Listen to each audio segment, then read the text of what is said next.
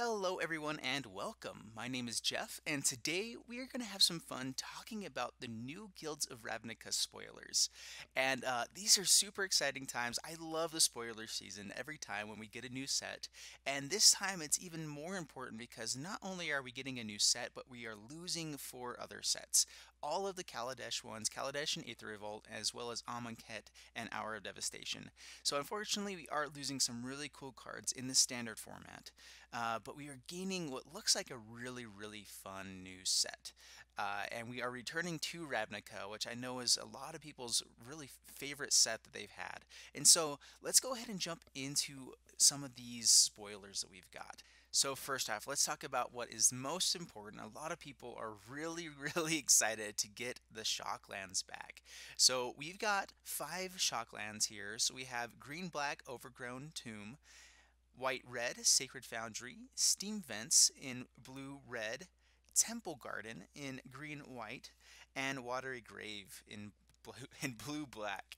And what's awesome about these is that you can just pay life to make sure that your your land enters untapped if you need it, which is really fantastic that you get to choose whether you want this tapped or untapped. If you have the 2 mana to spare, or sorry, the 2 life to spare, it's totally fine to bring these in untapped, and you can play the things you're needing to that turn. If, let's say, you don't really have anything to spend the mana on that turn, it's totally fine to be bringing these in tapped to bring them in for the next turn. So really fantastic lands. Not only that, but people are going to love having more of these in the format so that the ones that are played in Modern all the time will be a little bit cheaper. So just know that these lands are fantastic, and we're really glad to have them back in the format. And they're going to be really powerful in Standard, although we are losing out on a lot of other untapped lands. And so unfortunately we will be losing out on some good stuff as well, but these are great to be seen here in Standard. Next, let's talk about Macabre Hatchery. So this is the first spoiler that came out quite a while ago, and it looks awesome. So it's three three mana and 2 black, so 5 mana, and it's a sorcery, and you choose a creature card with converted mana cost 1 in your graveyard, then do the same for a creature card with converted mana cost 2 and 3. Return those cards to the battlefield. And this looks like a really cool card. You kind of have to build around it a little bit, getting stuff into the graveyard. But at the same time, if you're playing just a creature deck in the black colors, then a lot of times you're playing, ones, twos, and three drops pretty often. And having this available to just kind of build back the cards that you lost. Like, let's say that you run into a deck with a lot of removal. You can go ahead and go get those cards back. So, let's say that you're playing the zombies deck, which unfortunately we are losing a lot of the zombies in Amonkhet and an Hour of Devastation. But let's say that you go looking for a converted mana cost of 1, so you grab your Diregraph Goal. Converted mana cost 2, you grab your Grave Marshal, and 3, you grab your Death Baron.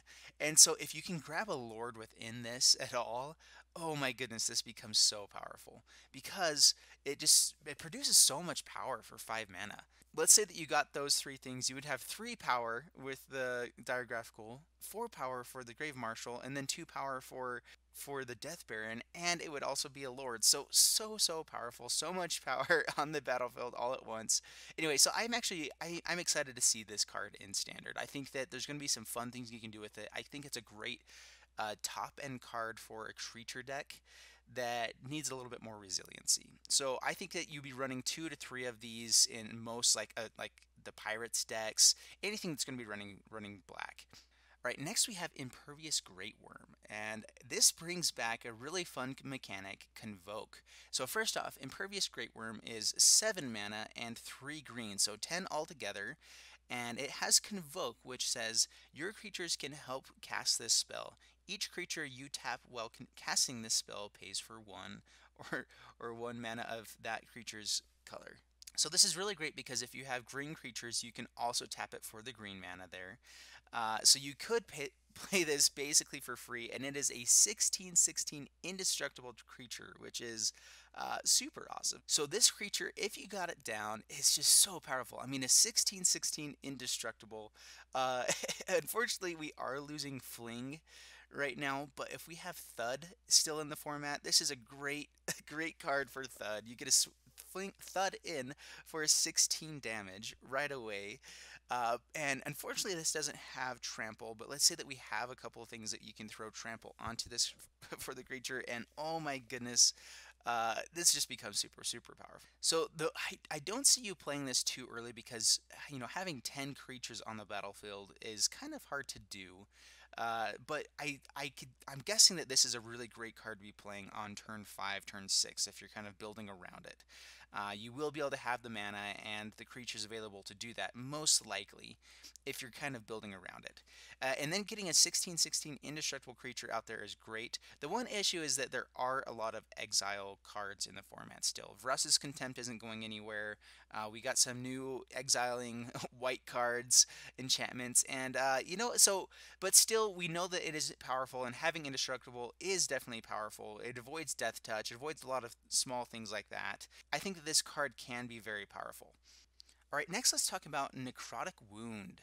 So Necrotic Wound is a 1 black instant spell, and it has Undergrowth, which says target creature gets -X/-X until end of turn, where X is the number of creature cards in your graveyard. If that creature would die this turn, exile it instead. So super fun card. I think that this can be very powerful, especially for all of the graveyard synergies that we're getting with Guilds of Ravnica so far, that you're going to be having lots of creatures in your graveyard. So this is a 1 mana, possibly kill something with 3, 3 toughness. And so this is actually going to be really, really powerful, I think. You kind of have to build around it. It's not going to be great on turn 1, of course, but this is a great top deck removal spell for later on. And because we are losing Fatal Push, I think Necrotic Wound can be something very useful along the way, but maybe not necessarily a great turn 1 removal spell. All right, so let's go ahead and get into the blue cards here. So first off, we're starting out with Sinister Sabotage. So Sinister Sabotage is a 1 mana, 2 blue, so 3 converted mana cost instant counter spell. And it just counters target spell, so it's a hard counter. And it also grants us a Surveil of 1. So what Surveil is you get to look at the top card of your library. You may put that card into your graveyard. So basically, it's like a scry, except instead of scrying it to the bottom if you don't want it, you can throw it to your graveyard. So you can leave it on the library if you want to as well. So Surveil of 1, if you have Surveil of 2, you look at the top 2 cards, and then you could put 1 or both into the graveyard if you didn't want them. And so this is kind of a good synergy, especially because Scry, sometimes you want to keep it into your deck, like if you have a Nexus of Fate per se, or something like that. But if you're going to be surveilling and wanting to fill your graveyard, this is fantastic. And so I think this is going to be pretty powerful. I think that this will replace some of the counter spells that we are losing, like Disallow, like a lot of that kind of stuff right now. We're losing out on quite a bit of counter magic.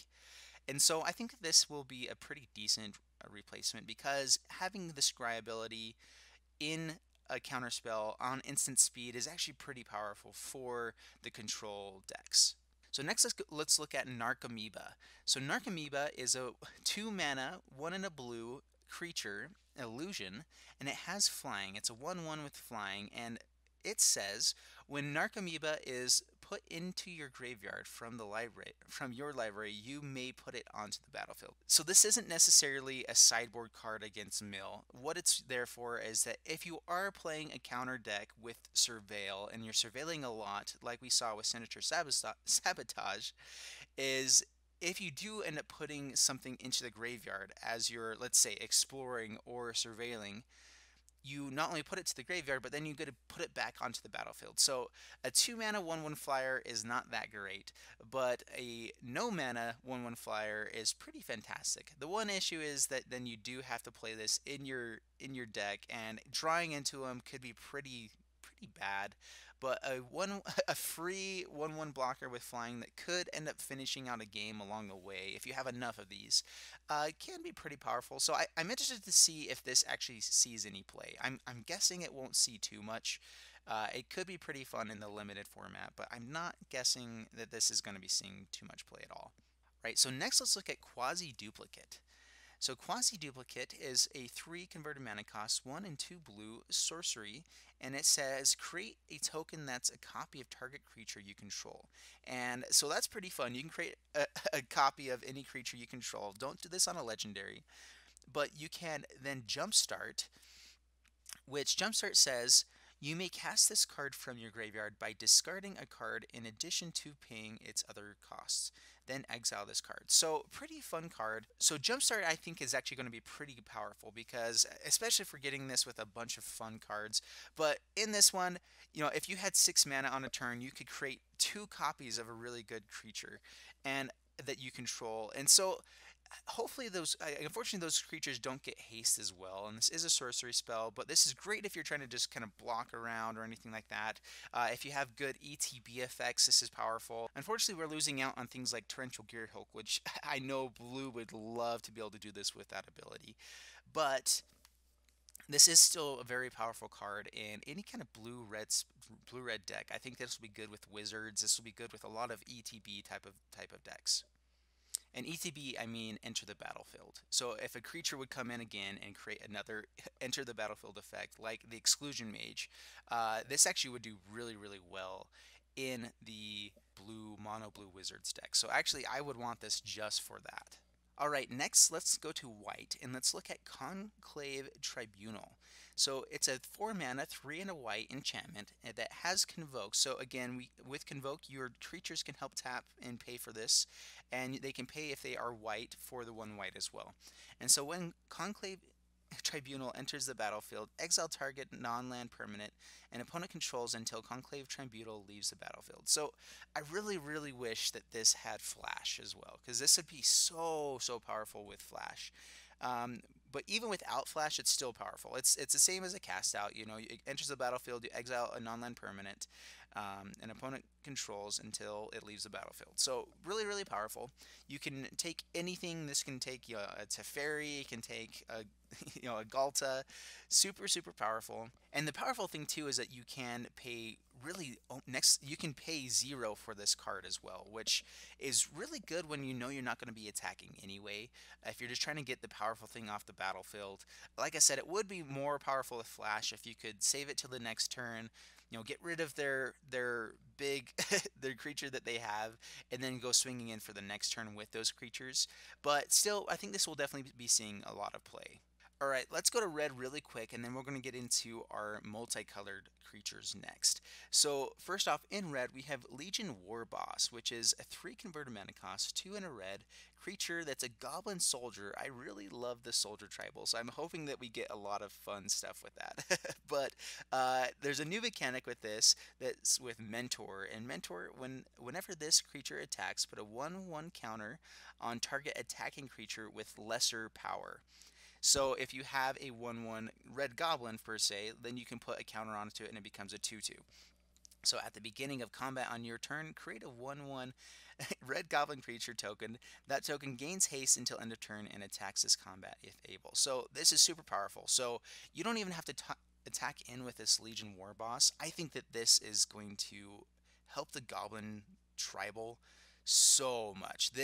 I think this card by itself, it just makes the goblin deck so powerful, because first off, it creates a 1/1 goblin. You don't even have to attack in. If it does attack in, it turns that goblin into a 2/2, and it does the 1/1 goblin does have to attack in if able. So against the lifelinker deck, stuff like that, it can be a little bit not as great.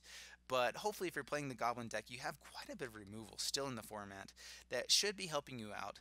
And oh man, this is going to be so fun. I'm really excited to see this in the goblins as well as in the soldiers.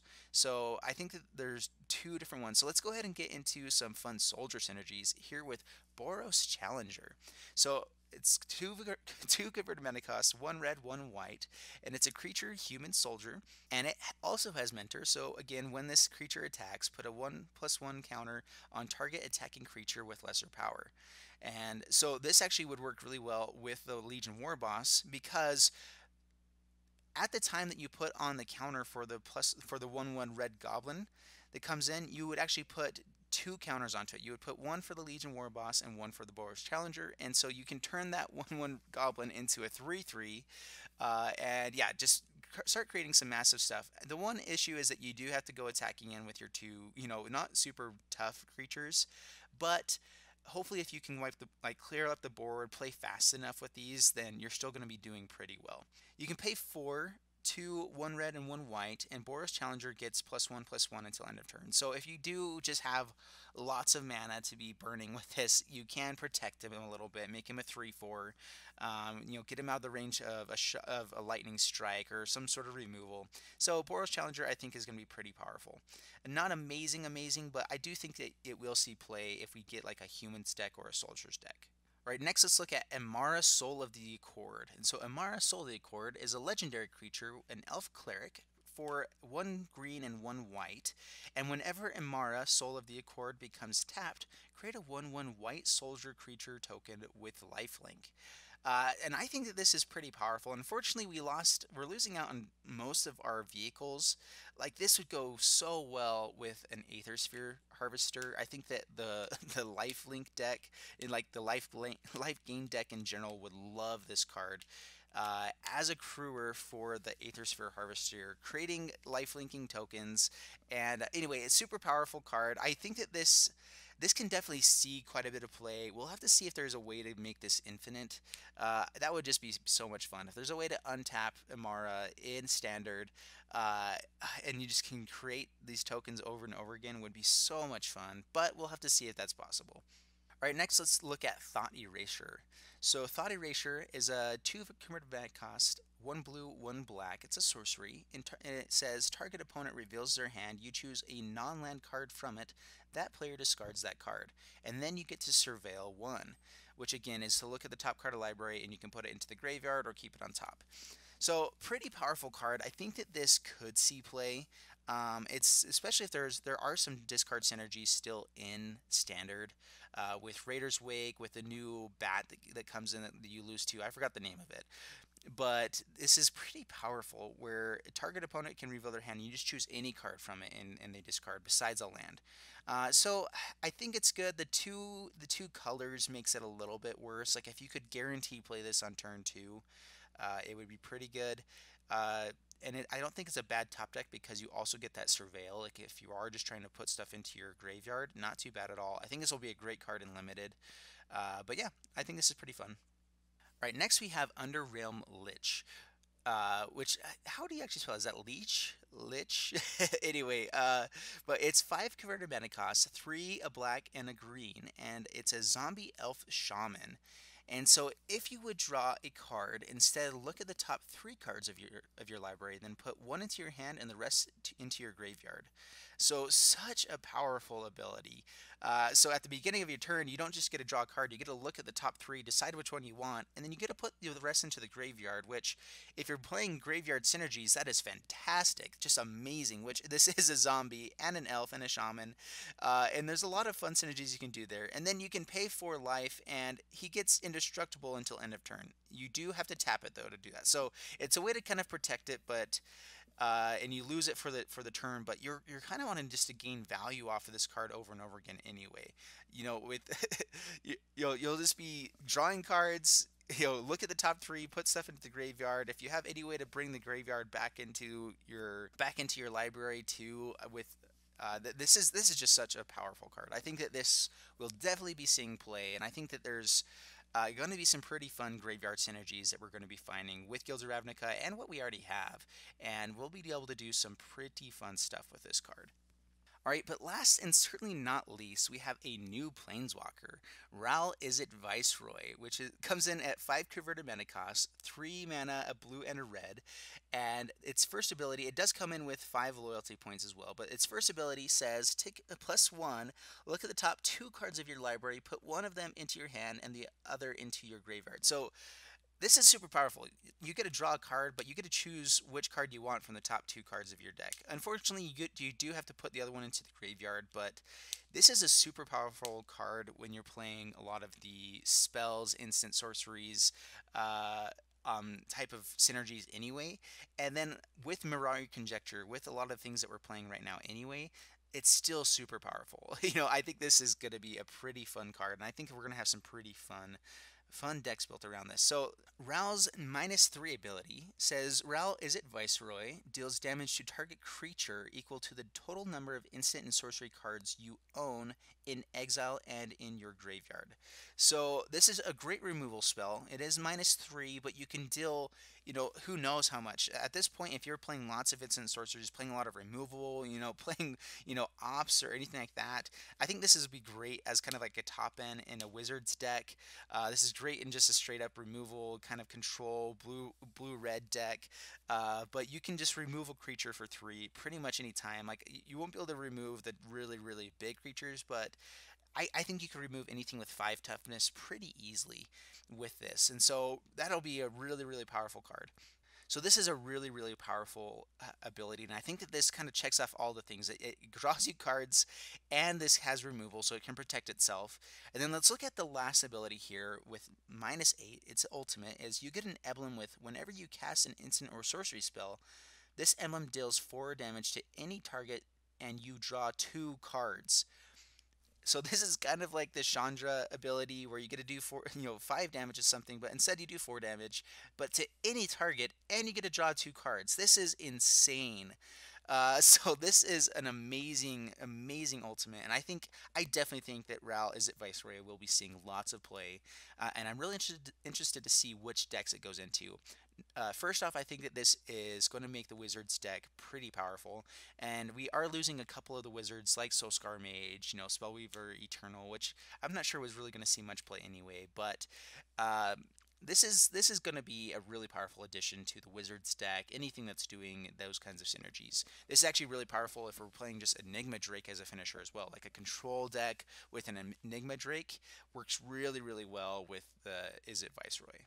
Alright, so that is all of the spoilers that we have so far in Guilds of Ravnica. So not too much right now. We know we're going to have a lot more coming soon. But yeah, let me know down in the comments below what your favorite card is in these ones. If you're excited to have the Shocklands back, if you think that Impervious Greatworm is actually going to be playable, at 10 mana, 16/16 with Indestructible, not too shabby. How excited are you for Ral Izzet Viceroy? What deck do you think it'll go into? But yeah, like the video if you like the content here. Subscribe if you haven't already, and we will be seeing you guys in the next video with more spoilers. I will be continuing to do my normal gameplay and deck tech type of videos, and I'm going to be putting these up kind of around 7 o'clock each night as new spoilers come out. So I hope you guys enjoy it. Please subscribe, and we'll see you in the next video. Bye-bye.